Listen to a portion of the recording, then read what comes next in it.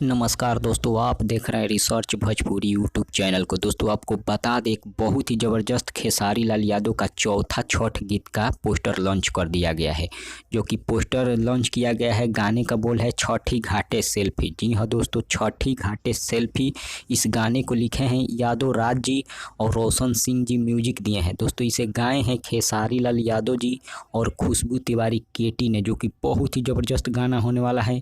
आपको ये भी बता दें किस चैनल से इसे रिलीज किया जाएगा, तो दोस्तों म्यूजिक वाइड चैनल से इसे रिलीज किया जाएगा 7 तारीख को सुबह में 5:45 में। जी हाँ दोस्तों, सुबह 5:45 में इसे कल रिलीज किया जाएगा म्यूजिक वाइड चैनल से।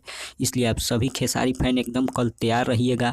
5:45 में म्यूजिक वाइड चैनल पर एकदम बवाल मचा देना है और इस गाने को एकदम ट्रेंडिंग में लेकर आना है। इसलिए आप सभी खेसारी फैन से अनुरोध है कि कल एकदम तैयार रहिए म्यूजिक वाइड चैनल पर, एकदम कल बवाल मचा देना है। तब तक बने रहिए हमारे साथ। मिलते हैं अगले वीडियो में अगले न्यूज के साथ। धन्यवाद।